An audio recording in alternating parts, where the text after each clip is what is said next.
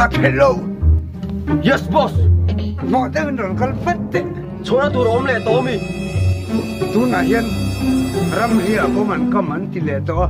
Mình mọi thứ bên dưới phía ngay rồi. Yes, boss.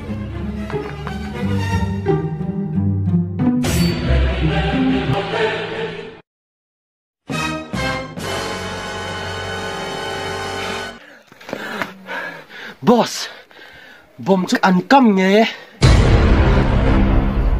Karin dik chưa ăn gì chứ? Ifel cái thì không mấy.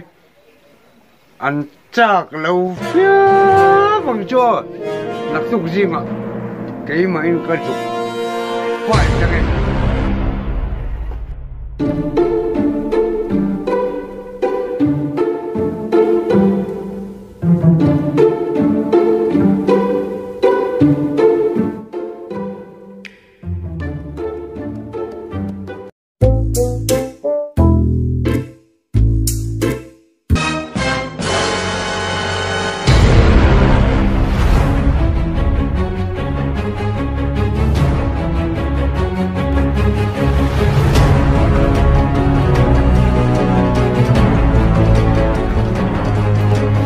Đầu tiên dịch cuối đi, càng dịch nó sụp đổ lắm, cái sân tung, cái phải mà đâu, chỉ lại quá,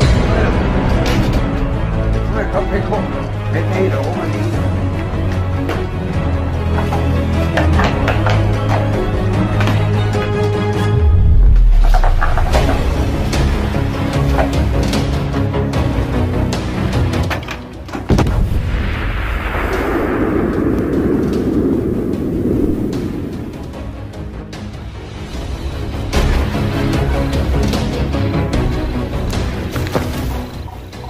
出来为了救出你们狗呢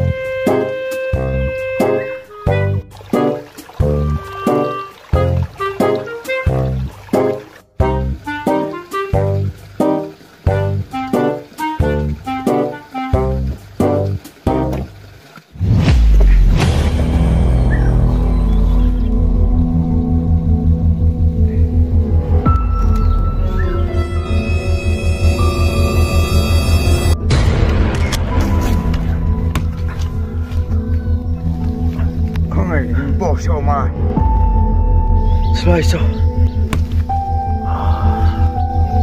Canal tiệt mấy mấy chú avarai to về không ai lại ô bọn anh bom cầm chú anh đã ta cái này anh Puak hết to về cái tiếng này ô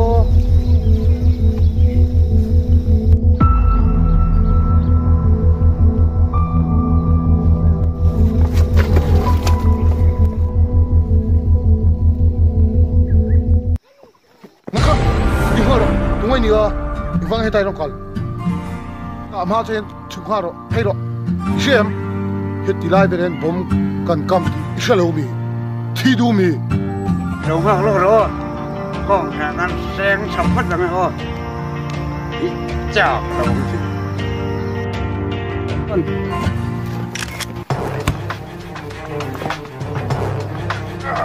gì? Không biết đâu không được ra đâu. Gặp luôn đó chứ. Lớn rồi. Và họ lúc cho mình.